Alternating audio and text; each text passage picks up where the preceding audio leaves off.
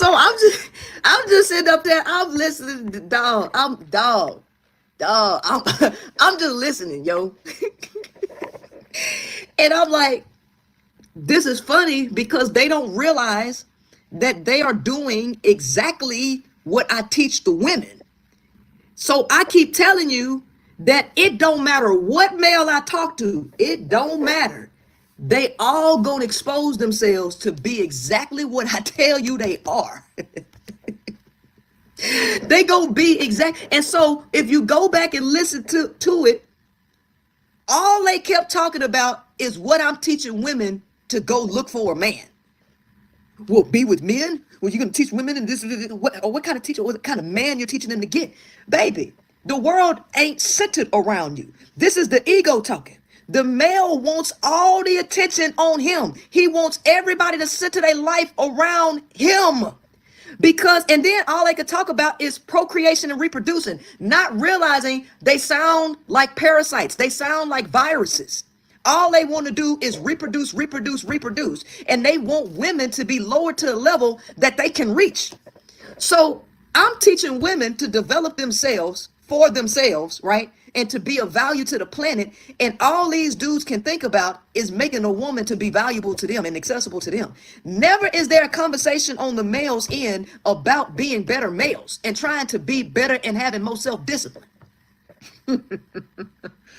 That's never a conversation, right? So then when I pull out the Bible script, when I pull out the scriptures,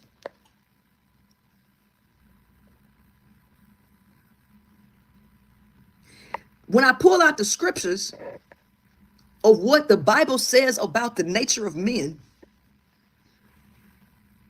Ryan, every time I say something, he cannot hold his need to interject because he was getting the most triggered.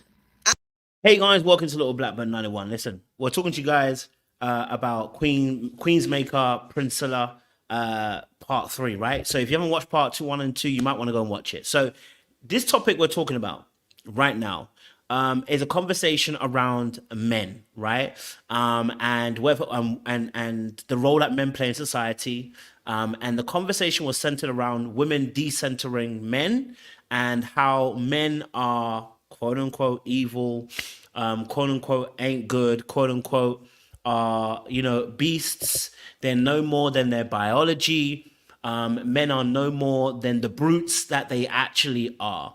And so I'm going to play clips of what Princella said. I'll probably have to play it behind the scenes because I think the internet won't allow us to be great today. So it won't show some of the stuff, how it's being said. But in reality, what she talks about is, I actually agree with parts of what she said. And if you watch my part 1 where I broke it down, I spoke about it. Said, I actually agree with a lot of things that she actually says about how men are and how we behave. But the one thing, if you listen to her very carefully, what she said was, if I have a conversation with a male, I will tell you exactly, I'll show you every single male how they behave, the exact same way. And whenever you start to generalize men and women in this particular category, you fall into a particular place of what I call extremism. Red Pill do this, Manosphere do this, Kevin Samuel said he'd do this, Andrew Tate says he does this, Cynthia G will tell you she does this. Now Queensmaker is coming on saying that she got a different revelation. In reality, she hasn't got a different revelation. It's the same as everybody else's. It's just a solution, part of your solution, okay, which actually I believe is true and it actually does work, is in alignment with what, a lot of people, other people have kind of said. But the beef that we're having right now actually is more in alignment with the fact that the conversation, I believe that she's speaking from a place of trauma. So the solutions are actually kind of good. I can't hate on the solutions, but a lot of it, I feel like there's a lot of trauma that's involved in what's going on. I feel like there's a lot of trauma that's being perpetuated in the way that she deals with certain scenarios. Because she was recently on Hardly Initiated, and she gave a lot of good conversation. But the way that she describes men tells me that you've been hurt by men, and that is going to shape your ideas and solutions towards men. She is not alone. There are so many women out there who believe, who who feel some type of way about how men are. There's so many women that believe that men are a particular type of way. But if you go to the other side, there's a whole bunch of men there too who believe women are only one particular way, who will tell you the science tells you women are hypergamous. The science tells you that women only want money. The science tells you that women don't respect men. They don't love men. They only care about what they can do for them. If we go down this lane, we go down the lane of extremism. I don't want to go down that lane. We get to a lane of extremism where we start categorizing men and women as they can only be, you are a problem to me. Hence why I put her in the same category as Kevin Samuels, Andrew Tate, Cynthia G, Red Pill, and the rest of them. Now, some people are going to argue and say she has an absolute truth. There's a lot of people on Kevin Samuels who said he had an absolute truth too. There's a lot of people that went onto Red Pill, Manosphere, tell you the same thing. They have absolute truth. There's a lot of people that believe they have absolute truth. When in reality, we have to look at what you're saying and actually weigh it up and go, actually, is this beneficial for the general populace? But I want to say, where do I agree with her? I want to agree with this point. If you've ever followed me long enough, you've heard me say this before. I said this. I think if men are to change and to grow as a collective, what you're going to need to see happen is what she actually described, which is, I don't like it, but there are going to be women who are going to have to go their own way. Now, there's already a whole movement for men who go their own way. I said this before. Since women are coming into the workforce, they're earning money, earning good money too. Because they are hypergamous, what is going to happen is their men base level is going to have to rise. If men don't rise to that occasion and are not going to financially equip themselves, but also emotionally grow in the aspect of their understanding, their emotional intelligence, if they don't grow in that space and women continue to grow and hold their standards, we have no choice but to either evolve or die. Right? I'm not putting this all on women. I'm just simply stating me and Queensmaker have the same ideas, right? That is a very harsh lesson for both men and women. But what she doesn't describe is that women will not be fine. Speaking as if women would be fine, it's a lie. They won't be fine. Because when God created man, he said it's not good for man to be alone. And one thing I don't like about what Queensmaker does is that she twists scripture as if when it says, God says it's not good for man to be alone, that he was talking to Adam. He was talking in general as a populace. It's not good for man to be alone. It's not good for any man or woman to be alone. We are built to be in community and in communication and relationship. Now, that doesn't mean always romantic. It just means relationship, right? Now, the beautiful thing is, right, most of us on this earth long for relationship with the opposite sex. And trying to deny and pretend as if men and women don't want relationships and that women are going to be able to go their own way, like I say about the men, go their own way and there won't be some level of consequence for it, is a lie, because they will suffer doing that. You know why? Because the men also suffer doing that, because you can pretend all you want and go, I don't need the opposite sex. But the reality of the situation is we need each other. That's how God actually made us. So you can sit there and be like, I'm going to, rest of my life, I'm going to be with the man them. Now, if you've been around ladies long enough, you already know we appreciate the feminine energy.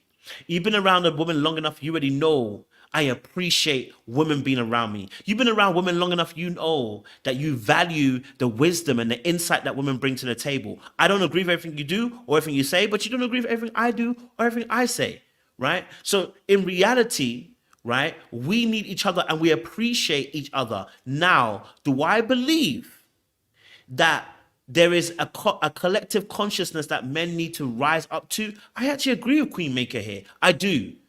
I see a lot of madness for men. You know, I see a lot of madness for women too. I ain't gonna lie to you. Okay, I see a lot of madness for women too, right? So for me personally, when I look at the situation, I'm going, okay, great. I hear it. I see her point of view. I just want her to be able to understand that it takes two to tango here. We need each other. It's not one way only. I'm gonna play a bit more of her clips. Because I think there are some interesting parts of the conversation, so I'll play a bit more and listen. You can listen to it behind. I mean, the most triggered. He could not stand it, right? And I told him off camera. I say, look, Y'all are wired to care about what women think. Y'all depend on women's validation. And he wouldn't let me finish my sentence then either. Well, we wired that way. We supposed to care about. Sir, you're not understanding that you're missing my point. If you let me finish my point. Because you all depend on the validation of women for your existence to mean something, you cannot take criticism from the woman. Your mind goes haywire when a woman tell you about yourself, because y'all don't like to look in the mirror, because y'all sat up there and admitted this is the nature of men, this is the heart. But if he has self-discipline, which men don't have self-discipline. So if was a fifth, we all be drunk. So what the hell we talking about? Because it's clear and evident in the world that you ain't got no goddamn self-control. So if was a fifth, we all be drunk. So what the fuck we talking about, right? Y'all do not like to hear the truth come off the lips of a woman because it make you look at yourself, and you depend on women seeing something in you that's more than a beast. You depend on women seeing potential in you, which is different from your beastly nature. And if women accept you for what they see, that means night night for most of y'all. And y'all can't have that. That's the truth. So you need to keep women in delusion land, believing that you can be something that you ain't gonna be, right? Which gives you a lot of room and latitude to make fucked up decisions that actually end up damaging her. And the only time you seem to get it right is after you done ran over the woman so much that she decides to leave, and then here you come with a motherfucking love song. Don't leave, no, no, no. Don't leave me, girl. Please stay with me too. Yeah, there you come with all these sad ass love songs trying to beg the woman to come back and stay and tolerate some more shit. Okay, so I actually don't disagree with her points here. Let me bring into perspective what she's kind of saying here. Okay, she's saying that men actually depend on women's validation. Okay. So we depend on women's validation. So actually, what she's going to say is that we actually need women, and that basically we're afraid that women having a form of independence would actually ruin us. And I kind of get what she's saying in that aspect, right? I actually get parts of what she's saying there, right? In the sense of, yes, if you're talking about the beast and the brute, if you're talking about the uneducated man, if you're talking about the man that's on a low vibration, then absolutely, I would agree with you, right? And unfortunately, those who run the world oftentimes are those people. Now, when we're talking about everyday person, right? Like everyday man, there are people like that too. I agree, but I think I'm always careful when we start generalizing a whole bunch of people. Women don't like it. Men don't like it. Women do not like when men are critiquing them. Does that mean they depend on a man's validation? Guess what they do? Yes, they do. Do you know why? Because we both do. See, I've been doing some research the last few days, okay? The last few days I've been doing some research on female rivalry. Don't ask how I got there. I just got there. I got into research about female rivalry. And what I found out was that women are uber competitive amongst themselves. Now, someone can say patriarchy. I'm going to say no. It's human nature. Women compete to actually get the best type of male, not because they're male orientated, and not just simply because of the fact that they've centered men in their life, because it's biologically wired in them. See, that's the part I don't like about what Queensmaker does. She only gives one side, and it's very similar to what Red Pill Manosphere do. I hate it. I hate when people tell you half the truth, because people who are doing that are con men. They're not telling you the full truth. Red Pill, Manosphere, those people, they do the exact same thing. Kevin Samuels did the same thing. The Fresh and Fit people did the same thing. They tell you half a story and don't tell you the full story. So what actually happens is that you only get part of the story. Women, as much as men, want the other sex. It is intrinsically wired in you to want the opposite sex. Biologically, if we want to go back to biology, what she's talking about, women want men so they can procreate and create legacy and to have their lineage extended, to be mothers, whatever you want to call it. They want that. We also too want to extend our lineage and create legacies, whatever, right? And that puts us in a place where I need you, right? That puts me in a place where I need you. And that puts you in a place that you need me. And the reason why I think it's so beautiful is because what God did is said, I got a jigsaw piece and you two need to work together, right? Now, if we need each other, pretending as if only men, okay, that only men need men would be a lie. Men don't just need men, they need women too. Pretending as if the women don't need men, okay, all right, it would be a lie, okay, right? And here's the honest truth. As human beings, and I'll answer this question that's come up as well. I love this question, this part here. So I'll answer your question in a second, but this thing, definitely say competition amongst women is a child of patriarchy. It's a child of human instincts wanting to survive. It is a product of sin nature.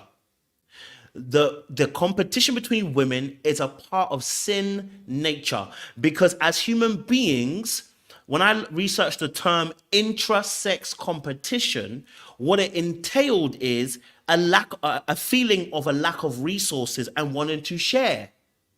And even if you were to take men off the planet, I can guarantee you women would compete against women. Now, someone said this is a lie, and I told them, why wouldn't they compete? Why do you believe that women are benevolent? They're not. I know us men are messed up. I can't lie to you. We are messed up, right? And when I say men, it's a collective, not necessarily individualism. Because we're unchecked and we have no authority above us. I agree. What do you think would happen if you took men away and had women only? The same thing. Because it's a sin nature. And if you don't believe that women would do the same thing that men would do, you believe women to be benevolent. They're not benevolent because they're a human being. They do the exact same thing, just in a different way. So whether you do the exact same thing that men would do, it doesn't really matter. You are operating on the biology of yourself. And so, yes, I agree with parts of what she said. There are a lot of men who operate on a beastly nature where they operate without thinking, without education, without care about what they do to people around them. I absolutely believe it. Absolutely believe it. Okay? All right? Absolutely believe it. Okay? But the reality of the situation is, right? The reality of the situation is that when it comes to, and it's funny because people are saying to me, if you can't see the comments in our thingy, right? That when it comes to women and patriarchy and why they fight, well, our good sis just said a minute ago, we can't be doing what ifs. Well, then if we can't do what ifs, we can't do what if patriarchy doesn't exist. We can only deal with what we see now. Right? We can only deal with what we see now. Do you get what I'm saying to you? We can't do what if patriarchy didn't exist, because it does exist. So if I'm going by what our good sis said, she said you can't do what ifs because men tend to do what ifs. Well, fine. Then we can't do what ifs. Then we can't do what if patriarchy doesn't exist. We have patriarchy. What do women do now? Do they compete? Do they collaborate? Yes, of course they collaborate. They absolutely collaborate. They absolutely do. Do they compete? Yes. Do they fight? Yes. Right? And not in the exact same way that men do. So here's going back to my original point of what she was saying. I have no problem with her talking about decentering men from women's equation. I'd actually rock with her. I would actually rock with it. A lot of the centering of men for women is unhealthy. I personally believe so. I'm not going to lie to you. It's like when black people center white supremacy. I don't want to, I agree. Okay? Right? So for me personally, I get that. So I would agree with women decentering men in their life. Let me give you an example, right?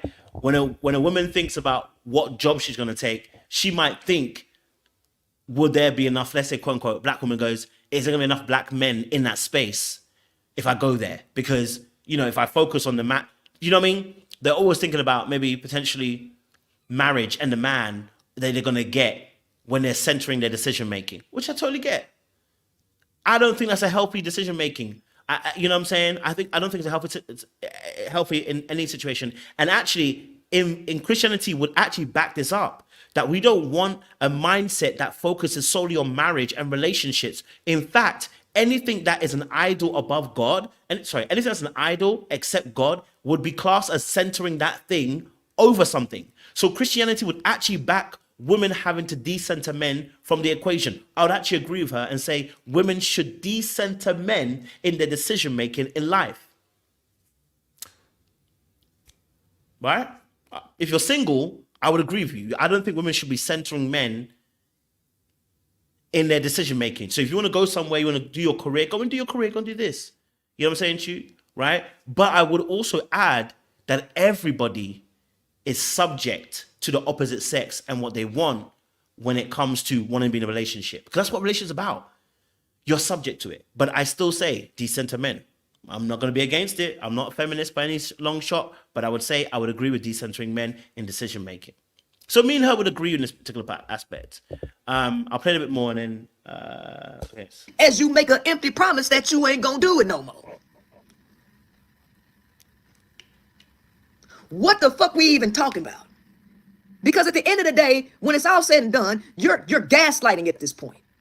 Trying to make women turn a blind eye to what's right in front of their ass. Hey, but you can do it all you want to. You can reject what I'm saying all you want to. The truth reigns supreme because the truth is God. Let me tell you something. The truth hurts. Law number 32 in the 48 laws of power says never appeal to truth and reality unless you are prepared for the disenchantment, the anger that comes from disenchantment.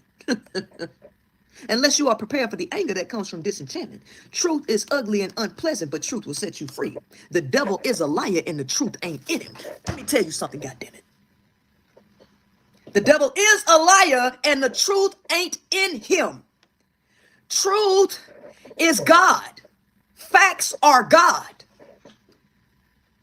To stay away from the truth, which is rooted in nature, which is rooted in science and math, to distance yourself away from that shit, which is the foundation of life, tells you that the devil is a liar and the truth ain't in him.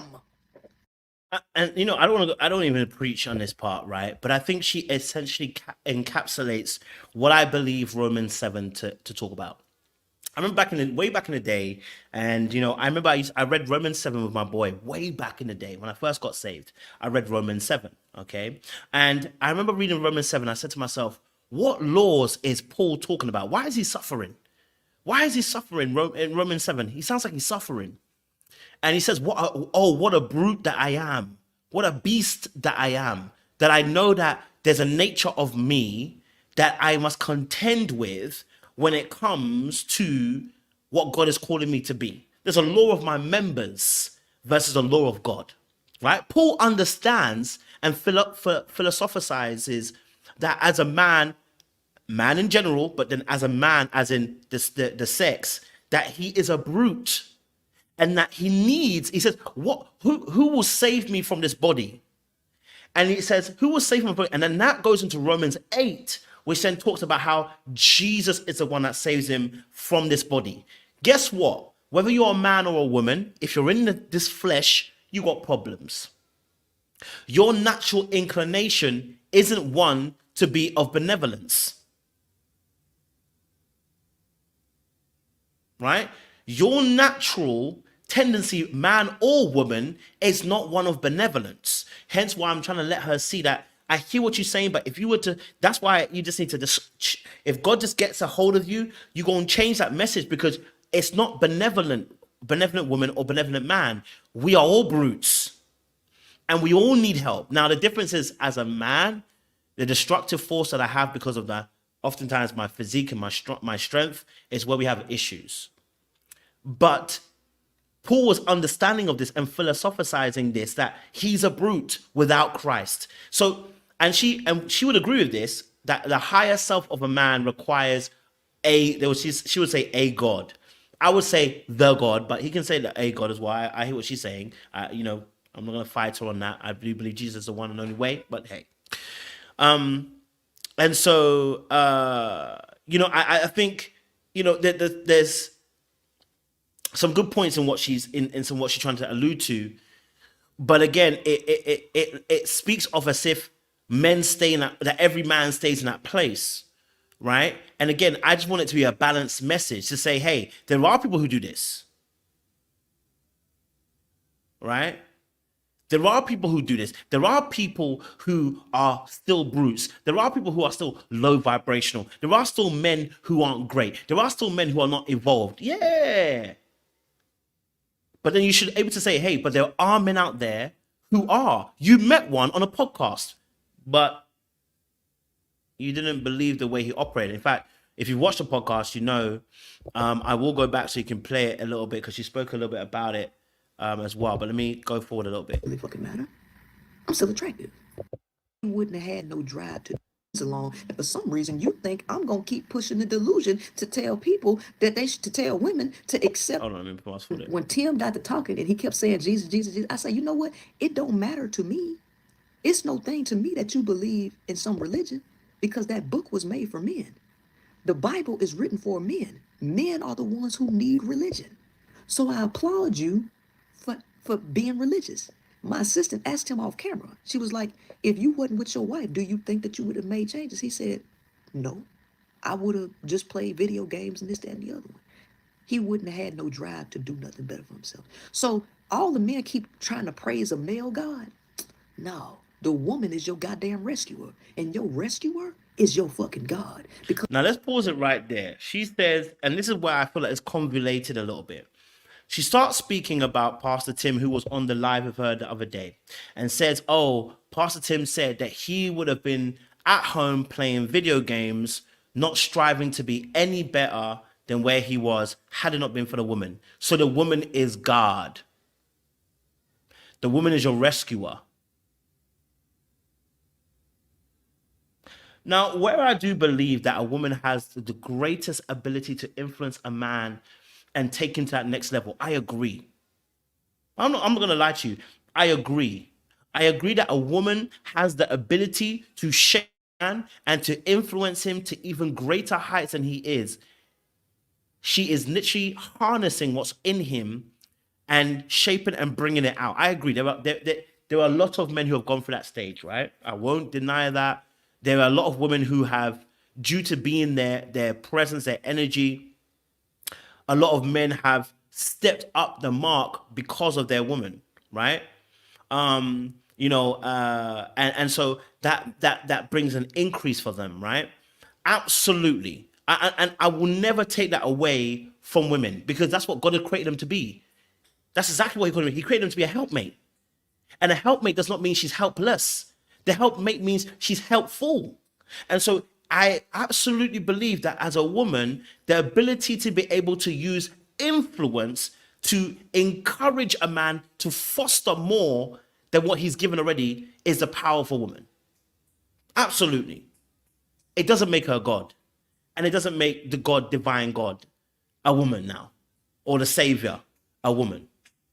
What do I need saving from? Mediocrity? That's not a God that I need. If God is only going to save you from mediocrity, He's no God.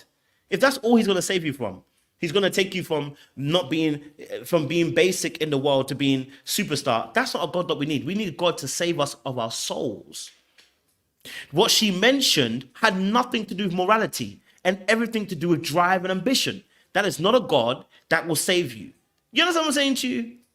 That God didn't change that woman didn't change his morality. It just changed him and his gifts and making it maximum.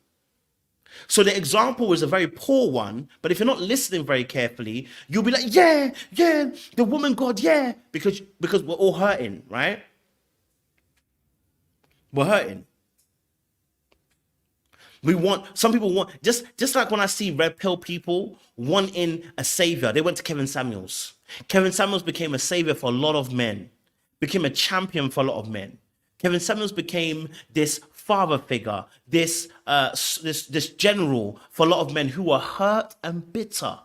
And so when their general was demeaning and it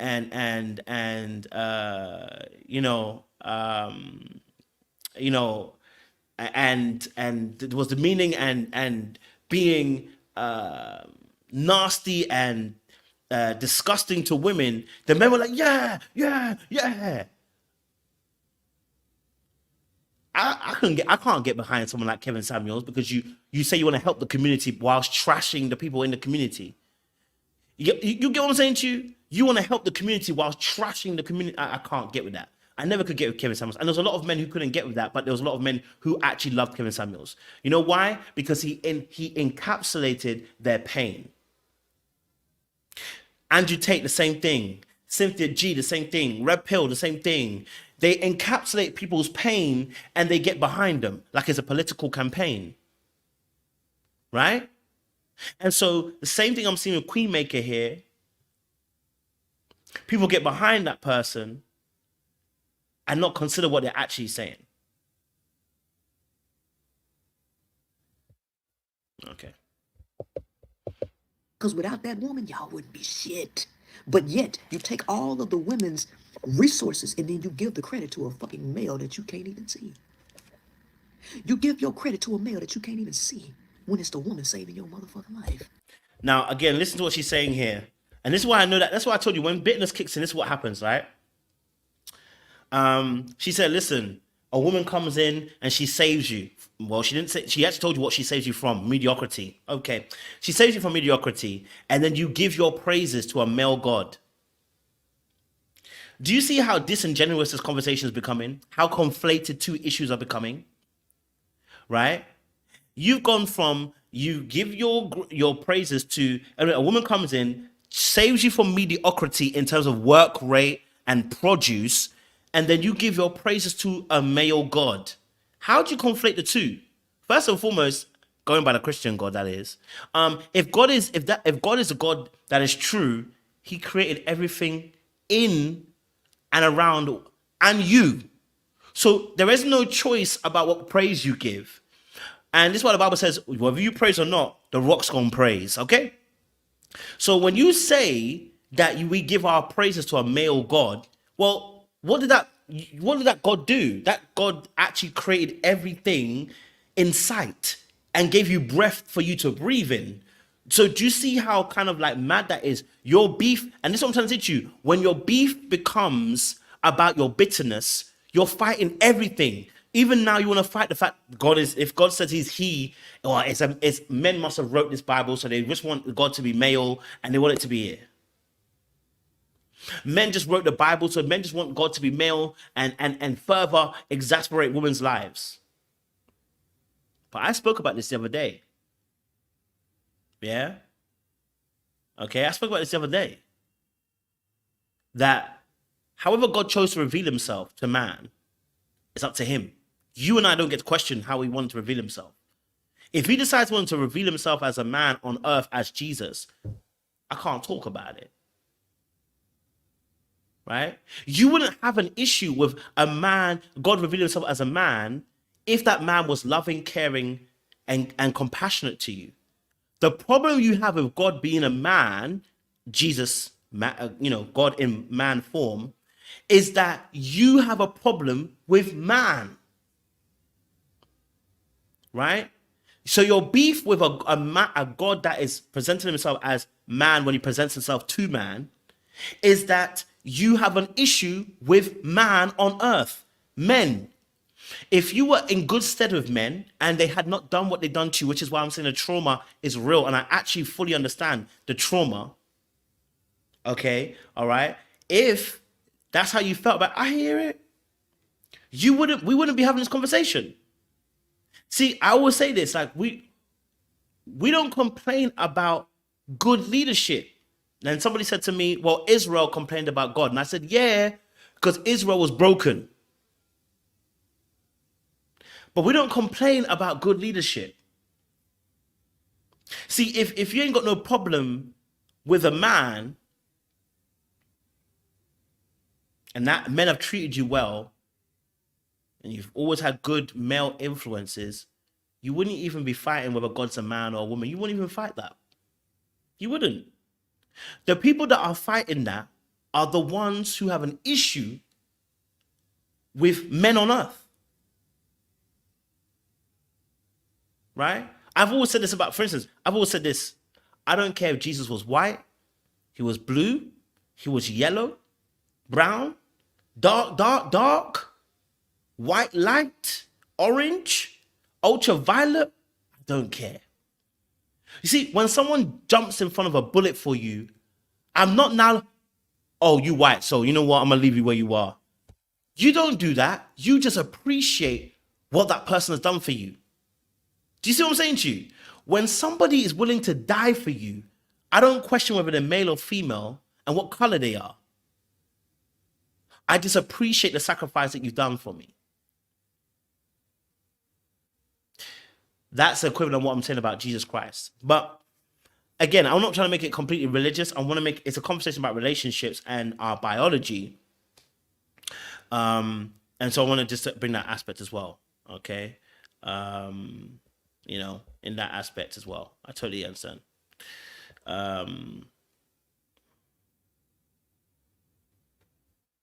Okay, so Haitian Empress says something. I have no beef with God being perceived as a male. However, males being de facto leaders, especially when they do not display any leadership outside the home, no. I hear you. Not every man is a leader. Don't choose one that doesn't know how to lead very well. That's it. If he can't lead, don't choose him.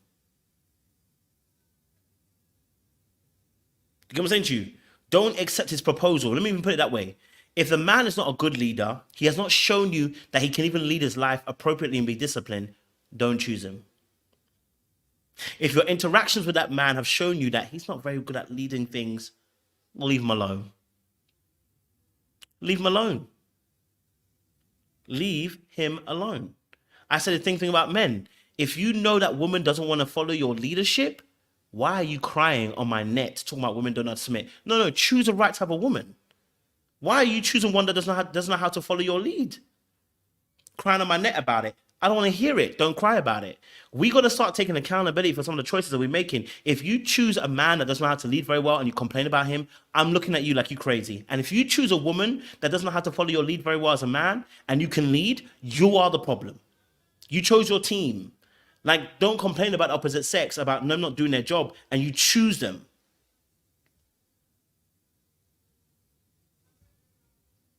You know what I'm saying to you? Now, the reason why God called for men, the reason why, and this is funny actually. Let's say that Priscilla, Queenmaker, is right, and I think she is, right? Men are brutes. How are you going to survive as a woman trying to change the narrative without other brutes fighting the brute?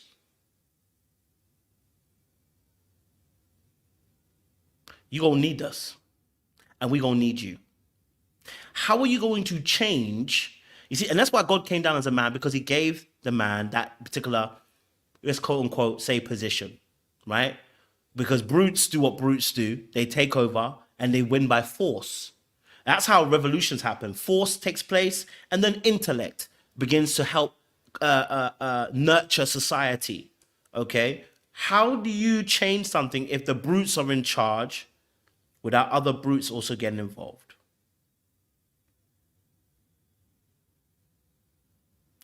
We need each other, man.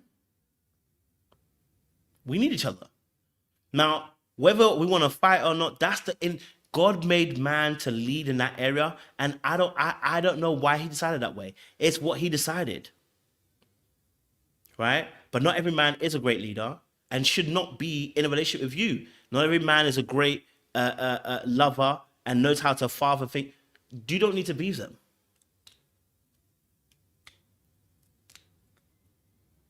You don't need to be them, right? And as men, we need to do a better job too, because we also are we are leaders in our community. We need to be teaching. I included. We need to teach so that we can instruct people and let them know. If you have a friend or a daughter or uncle, a son or a nephew, you teach them. Hey, look, this is the way to behave. Like, This is how you behave. So you can do this, do this, do this. This is how you should be in your community. Yeah. You know? It'd be like that. All right. It's the woman sacrificing her soul for y'all asses to be anything. But you give your credit to a male god. But for some reason, y'all think y'all get to brutalize and shame women, right? While needing the woman at the same time. That's true. Women ain't got no value, but you about to lose your shit with the very thought of potentially losing access to women. How that work? Where they do that at? Where they do that at? How you make the male respect you? Stop giving them access to you. That's fair. Good People don't point. appreciate what they don't work for. Unfortunately, you and the male are not equal. You're not the same. You ain't like the male. So you can't treat him like he's you. You got to treat him like who he is, a consumer. You got to treat the male like the consumer that he is, right? Fair point. Right? Oh, but this was a great. Listen, shit. Hey, man. It just turned out all kind of good ways, yo. And the key is I'ma always remain a teacher, yo. And so now I gotta go break the episode down. You know I got to do it. You know I have to do it so that way I can Let me fast forward it. masculine and feminine war, and they flip this shit upside down. These nigga males is so scared of being outside in the doghouse that, yeah, I think we need a nuclear family. We need to be under the same household. I think it's wrong what you saying, Priscilla. Look, I don't agree that the woman should live in her own separate house and I live in my place and we co-parent. And I think you trying to eliminate the man. I think we need to be under one roof. Meanwhile, you have segregated sports, you have segregated bathrooms, you have segregated locker rooms, you have segregated the goddamn military barracks, you have segregated and separated males from females in so many different areas except for the goddamn house. Now, why the heck would we segregate women and men when they're in a relationship together?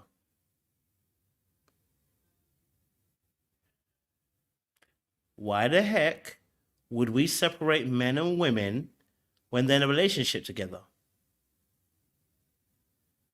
This is why I say, look, none of us are right all the time. None of us are right all the time. Look, we're not right all the time, including myself. In fact, me more so than most people. You know what I mean? As I grow and get older, I realize certain things weren't right. Okay? All right? So we're not right all the time. But you go really wild askew when, like I said, it's not from a place of love. Now, we've always been, okay? We've always been people that live under a same roof. From biblical time, if you look at it, man and woman have always been under the same roof. Two shall become one. Husband shall leave his parents' house and cleave to his wife.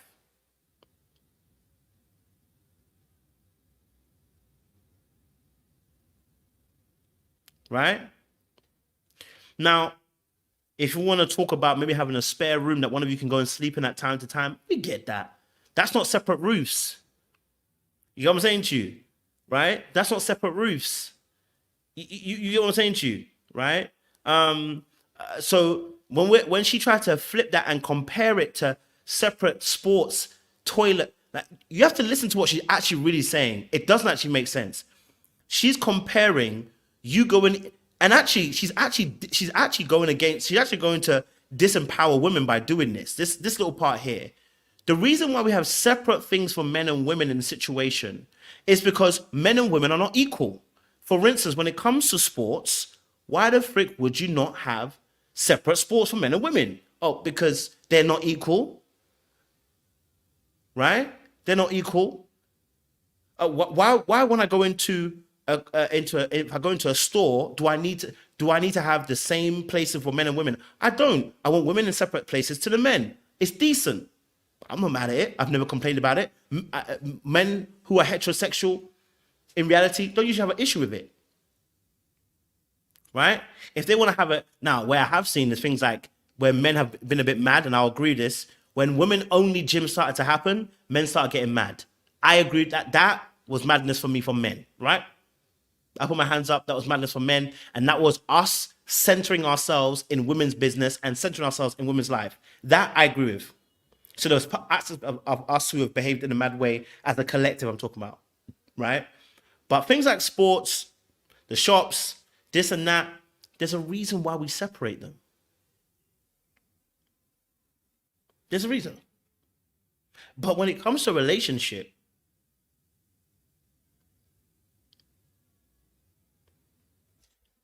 we don't separate. The whole point of the relationship is this.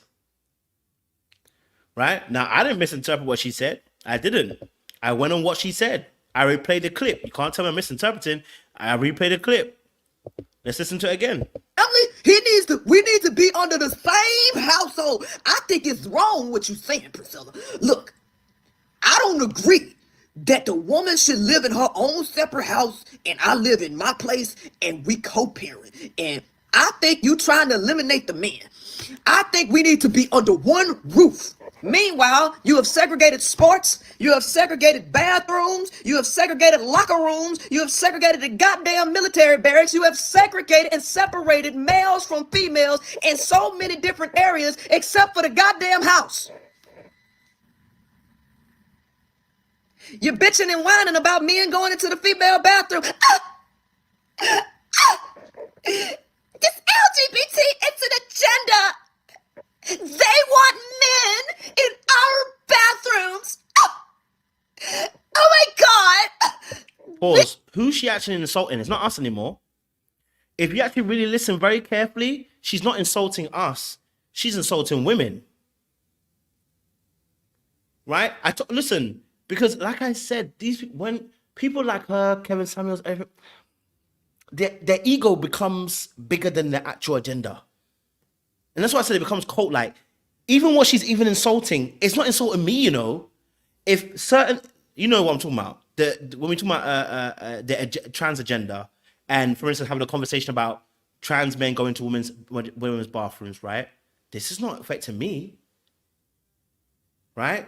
Because like she said, oh my God, listen to the madness. If you know her rhetoric, listen to her madness.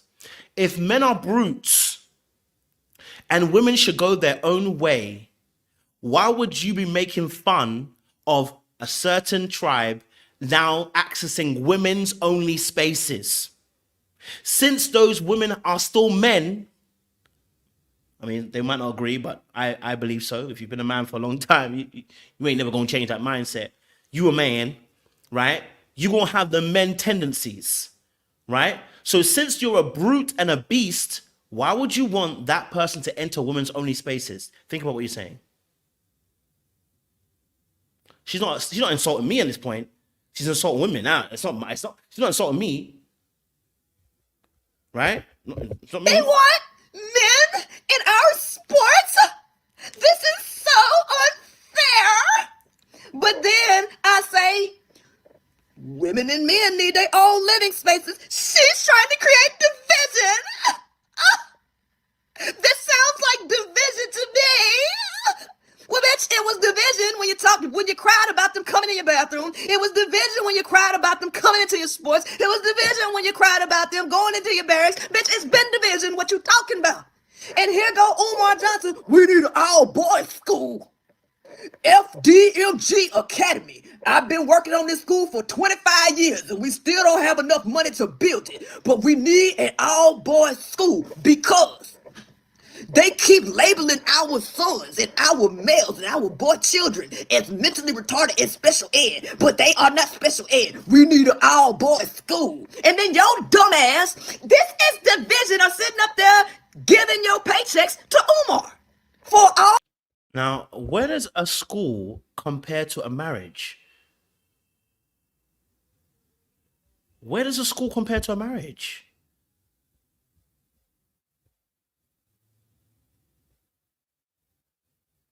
Where does a school compare to a marriage? I just need you to understand, like, where does a school compare to a marriage? How does sports compare to a marriage? Do we say that two are becoming one in football?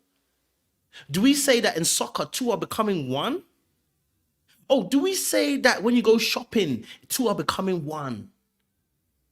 How do you compare a relationship that requires unity, intertwining, enmeshing, vulnerability, hearts being intertwined, and compare it to school? How do you compare it? Oh, come on, man. It cannot be. You know, it cannot be. You cannot compare the two, man. Okay, it cannot be. So I'm not. Again, I want to make it very clear. If anyone's joining, I actually agree with Queenmaker in terms of when she says having separate schools, maybe, and separate things. I don't think there's anything wrong with that. I know that, listen, it can be very difficult. I mean, she's going to find out that women are just as competitive when they go to all women's school. They're not as collaborative as you think they are. Anybody who's been to an all women's school, I've heard testimonies. Y'all ain't pretty. Y'all be doing some foul stuff to each other, right? So you're gonna find out. I don't mind. Do you know what? We can go back to old school where we have separate boys and girls school. I don't mind that kind of stuff. If that's what you want to talk about, if that's what, I'm not gonna fight that situation. Do you get what I'm saying to you? I'm not gonna fight it. But when we start pretending as if really and truly, that we compare it to marriage, yeah. I'm gonna say straight. Listen, if you've been to all, listen, I've heard the testimonies of women going to all women's school, and I've heard the testimony of boys going to all boys school. There is competition. It don't matter where you are, whether it's boys and girls together, whether it's girls and girls together, whether it's man and man together. The psychology says that there's going to be intra-sex competition. It is what it is. Oh, boys' school. Selective goddamn outrage. I can't take it. Who is this third woman? What? That's the true story. They are special ed, but that's a conversation. It's a topic for another conversation. Rage. But that ain't losing their mind, because I say there needs to be a healthy separation between males and females, right? I'm just saying, man. If she's advocating for a separation between men and females, I'm not going to be mad at it. I'm not going to be. It's just when she spoke about marriage, that didn't make no sense for me. Trying to give you, right? Where y'all need to be controlling other men, and then this is a lot. She's saying a whole lot, and I'm so lost. I really can't understand. I don't want Tim. Here he go. Oh no, hold on. I understand. I get it. I hear what the sister is saying. Like, now you wouldn't have been that goddamn confused if y'all did a little research, a little homework on me, right? If you would have read a little bit of the book, but you didn't, and if you did, you probably instantly got triggered when you threw the motherfucker in the corner, right? You probably threw that shit in the corner, because I didn't see the motherfucker at the studio. I ain't even ask him about it. So I think what's interesting about the situation is, I think what's interesting about the situation is that I think what's really interesting about the situation is actually, she's got some great points. It's just annoying. She actually got some great points, but now she's talking about and what she doesn't realize, and I think myself and Elsid were talking about this other day, and Elsid kind of pointed out is she didn't realize that there were 3 guys in the room, but one guy was actually backing her perspective. Instead of actually saying, you know what, there are some guys who really can understand and try to deep what you're saying. She's so focused on the 2 guys in the room that had their thing out for them, that she wants to keep that narrative going that we hate them. Right? Instead of actually being open, and again, we see this all the time on the men's side, on the extreme of the men's side, where they don't tell the full story. She sat in a room with 3 men. 2 of them were seemingly opposed to her. One of them sat and listened for majority of the 3 hours and 30 minutes and sat and listened, reasoned, and actually agreed with 90% of what she was saying. And I made a 90% up, but a majority of what she said.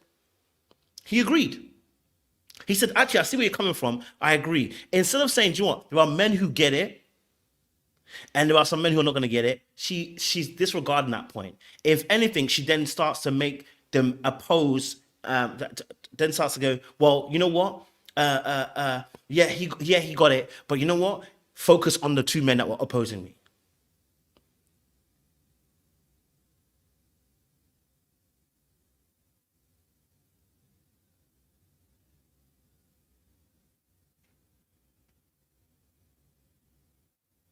So I'm saying that it's not nuanced enough.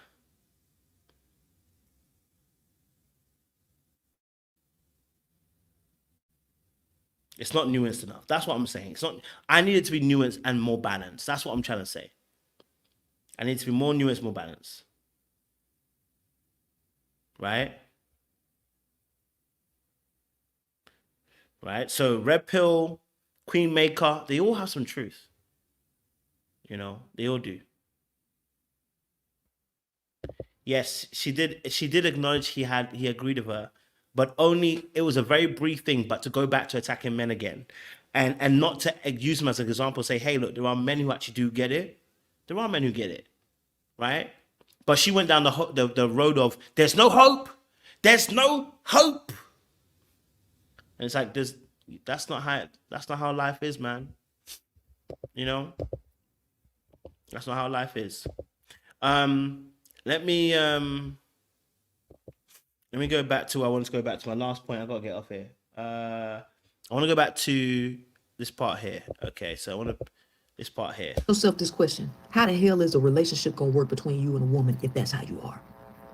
If this is how you are, you say you're this way, which you displayed on the show. How on earth can you have a relationship with a woman that eventually ain't gonna want to divorce your ass? Because you didn't care about the answer to the question that you asked me, because what you was looking for is ammo to try to turn this shit around. And that's why I told you, I said, listen, I don't really talk about my personal experiences, but I'm telling you, but what I ain't gonna let you do, right? I'm not answering no yes or no question without context, so that gives you the freedom to be able to flip the narrative however you want to flip it. I ain't gonna let you do that. Right? I ain't gonna let you do that. Right? I'm gonna get out everything, because at the end of the day, this is a drastically different perspective and point of view that ain't nobody else bringing to the table. Then I'm gonna bring to the table, and I'm gonna get everything out. Whether you think it's long-winded or not, y'all supposed to have done your research on me, right? The whole thing, obviously, which I typically know shit like this gonna be a setup, right? I typically know stuff like this gonna be a setup, and I don't get into my feelings. And the cold thing is this: for some reason, I guess they thought they was gonna soften me up. they thought they were gonna soften me up, you know, with the tears and shit. And so, if y'all watched it, I was unmoved. Okay, I was totally unmoved, right? Because trying to connect with me on an emotional level for a logical and rational conversation, I'm not on here looking for no type of sympathy. My point of being up here is not seeking any type of sympathy, right? So going back to this, if you don't know anything about context, let me give you context. She was on a podcast with Hardly Initiated, two gentlemen, and Pastor Tim. When she started telling her story, Pastor Tim started feeling emotional and started crying at her story, right? He was, quote unquote, empathizing with her story and started breaking down in tears. And when he broke down in tears, she then said, okay, all right. She then said, well, look, you know what? I don't know if I believe, I'm not going to say I don't believe he's being sincere, but inadvertently she was kind of saying she felt like he was a little bit insincere. She felt like he was being sincere, but didn't want to say it, right? So now she come on her platform with her women and her audience and her gang and a little cultish team. Let me not say cultish, but they're just her little people, them, okay?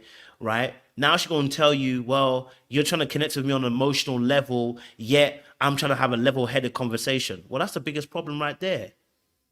You're not getting it? You're not getting it? You shared deep stuff, and somebody emotionally responded to what you said.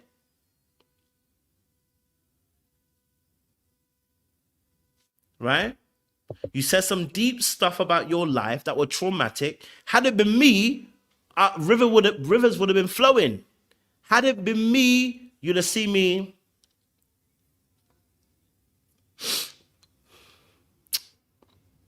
thug tears. You'd have seen it.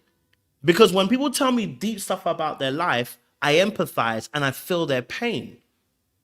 Right?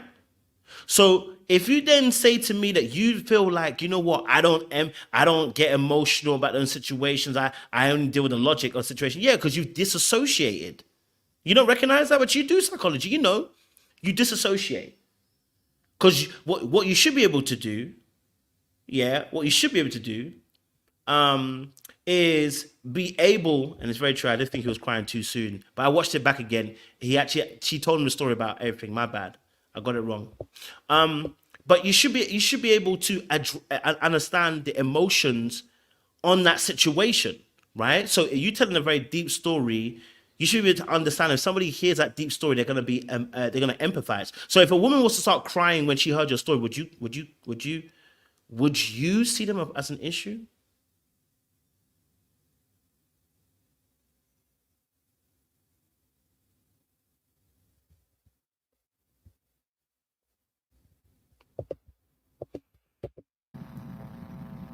Things are what they are, right? So I didn't tell my story because I wanted sympathy.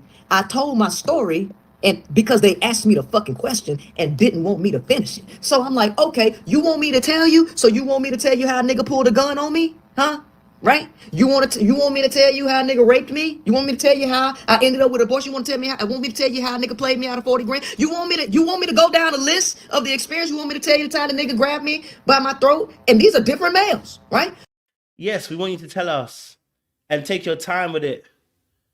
We want you to tell us and take your time with it. We want you to tell us and take your time with it. The very thing you accuse men of being is what you actually are becoming. And these men that are disassociated with their emotions and unable to feel turn into these pathological madmen, right? So I'm saying to you, okay, all right, I'm saying to you that you must understand that when you talk about a situation when it comes to your background, yes, we want to hear your background, right? Now, of course, those two men who were on the panel had a different reaction to what the pastor said. You could have excluded them and said, hey, let me talk to the pastor instead because you guys are not trying to hear me.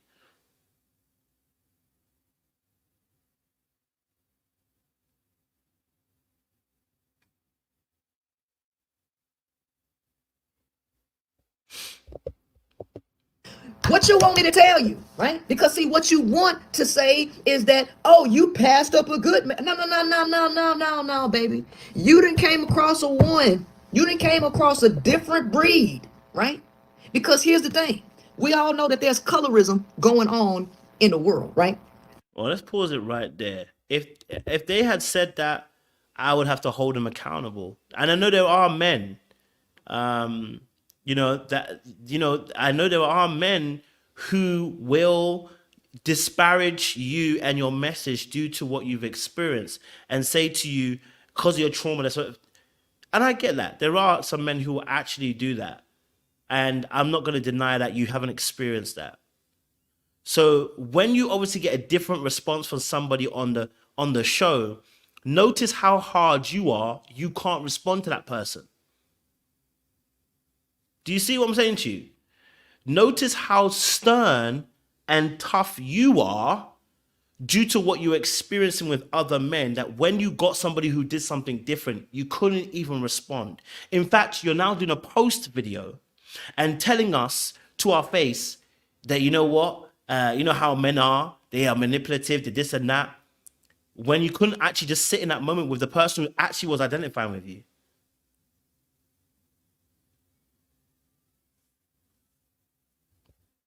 But I hear you. The standard of beauty is light skin and all this. Y'all promote youth and beauty and physical appearance. So the fact that I'm not up here looking like motherfucking Trick Daddy, that fuck with you. I'm a motherfucker that don't look like Trick Daddy, right? And people can talk all this shit they want. Bitch, if you had an opportunity, you fuck. Right? So you got this light-skinned chick up here who ain't bad looking at all, talking the shit that I'm talking. Right?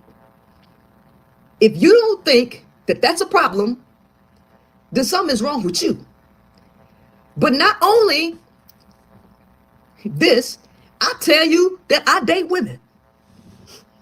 And the coldest shit was they pulled my girlfriend on the motherfucking camera. They don't even know that she my girlfriend. Now, what's really wild about this is the fact that she says, you know, the fact that she's saying, um, uh, the fact that she said obviously that because she's a pretty woman and she light skinned, these men wanted to f, and that it messed up their mind because they wanted to f, and she's talking this way. I'm like,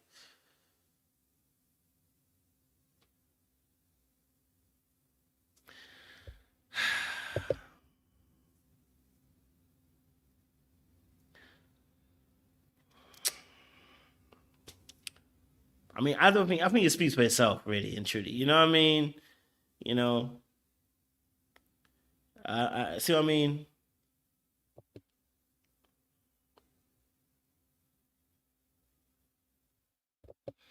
I said my original response to Pastor Tim was he felt like he was doing the most, but I said that's me being hypocritical because I also understood when I looked at myself that I was dealing with him from a dismissive point of view, and so when I was looking at him, I was being dismissive. Well, yeah, and I said I'm being a hypocrite in that moment because actually when I was judging him, I'm actually judging myself because I'm like, why are you being so weak in that moment? When really and truly, I would have done the exact same thing. So I said I had a hypocritical moment. I did say that. You got to finish the rest of the sentence of what I said. When I said that about Pastor Tim, I said, I'm a hypocrite. And I said also, I'm operating from a space of dismissive attachment style. So when I saw him crying, I was like, he's doing the most. And he hadn't even heard the whole story. I admitted that I was hypocritical and I was judging him extra harsh because I was judging myself. See, that's what I'm talking about, having the whole story. See, I won't give you half the story because I can't give you the half story. I have to give you the whole story. I could have left it as, well, Pastor Tim was crying. No, hold on. Why was I looking at him that way? Right? Why was I looking at him that way?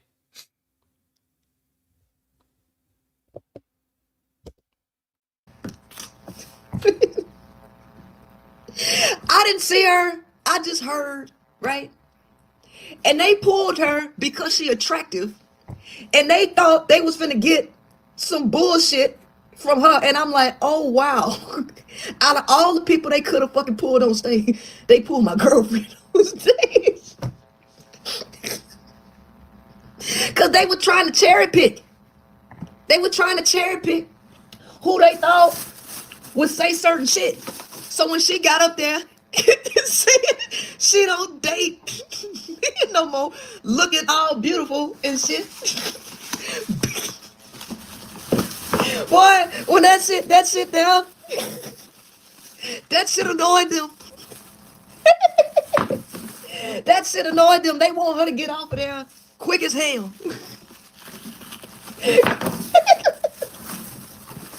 They know what to do, y'all. They know what to do. Hold on.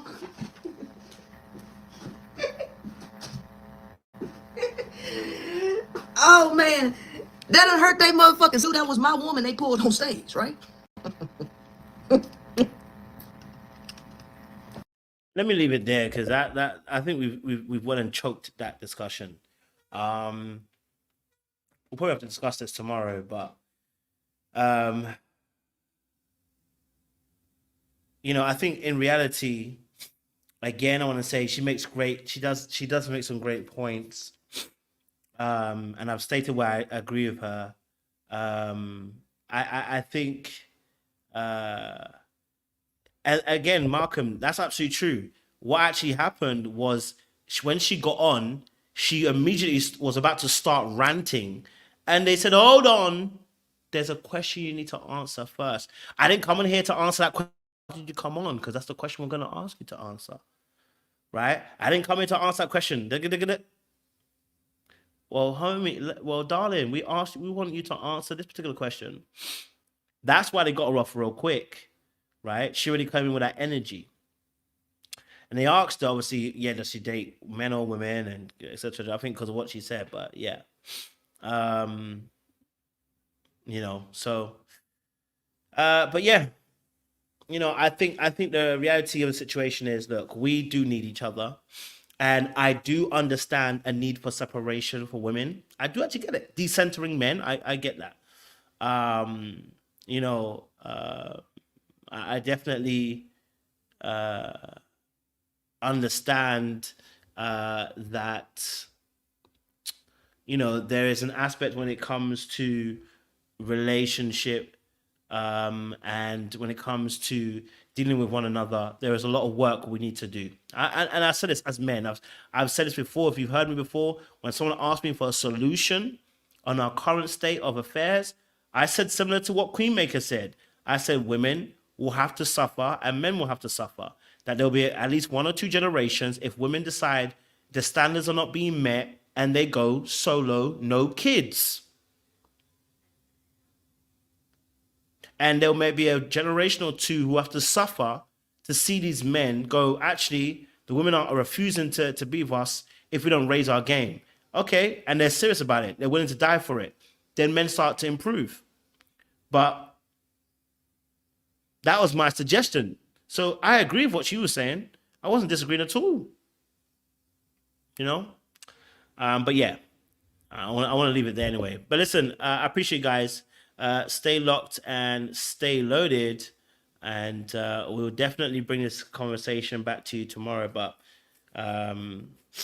you know, I think this, you know, this is a meaningful conversation that requires much more nuance as well, and conversation as well. So we'll have that in the coming days as well. But make sure you guys like, share, subscribe, and click on that bell button for notification uploads. And I appreciate y'all as well. All right. Don't do anything.